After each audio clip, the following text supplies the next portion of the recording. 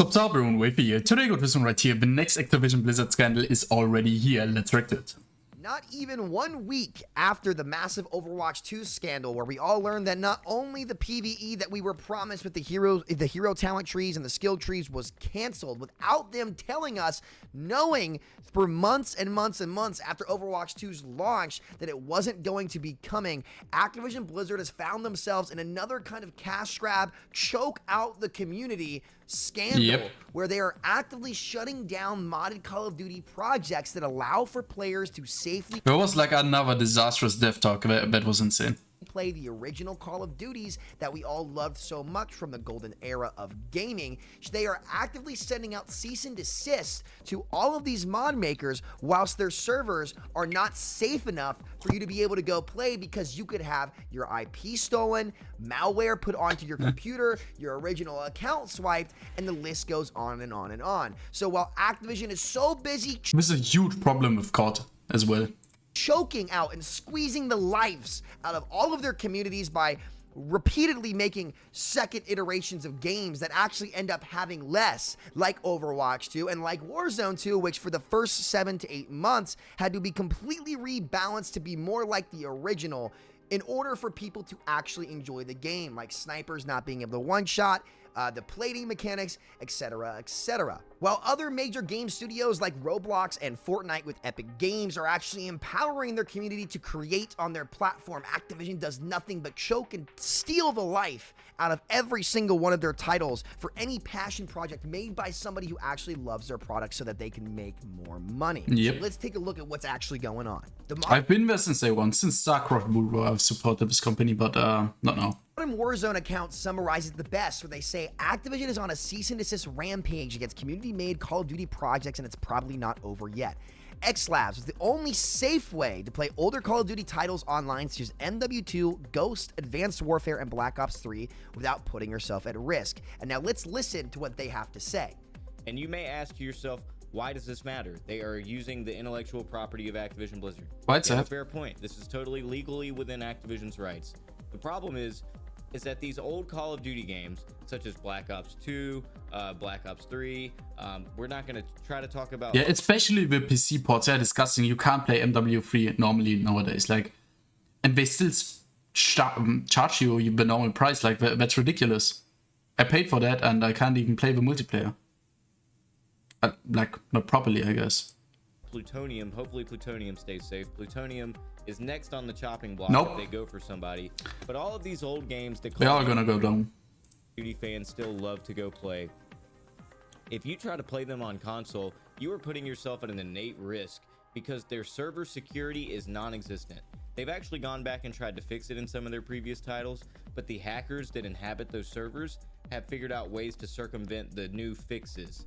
Basically, all of the old Call of Duty games are unplayable online unless you want to have a chance to have a hacker kick you from your game, completely reset your rank and everything you've ever actually unlocked in the game, as well as the... I don't know how it's on console. Like, it's safer there? Like, I have no idea. Ability to get your IP address, inject all types of different files into your PC if you're playing on PC, and basically it's just not safe. So the Project X Labs as well as SM2 have both received cease and desist already from Activision Blizzard to stop what they're doing. But now the big concern is that Plutonium is next. So the bottom line is 3 of these big studios have gotten cease and desist from Activision Blizzard and now have had to close down operations entirely. So let me get this straight. You, as a company, Activision Blizzard, still charge full price for all of these games. Wait, it goes back to MW2. No, it was the new situation. Ghost, even Ghost is $60. Oh man. This is insane. Can't keep your server safe for your users, meaning they could get their IP stolen, they could get DDoSed, they could lose their account, all their progress. You as a company can't make the effort to go make those games secure for your users, but you have enough time as a company to send out cease and desist for the game developers that are doing it for you, and instead of trying to incorporate them into your system like the most successful games in the world, you're more invested into shutting them down to monopolize your product internally for yourself and not empower your community to give your users an actual quality experience from the games that they love? No, why should they? What kind of despicable, backwards business practices are the executives at Activision Blizzard doing? This, on top of the lies that you continuously spout to manipulate the marketplace, to buy your products, to make new games that are reskins of the old ones and charge enormous and egregious amounts of money on them, just to inevitably end up walking back a lot of those decisions like you ended up doing in Warzone.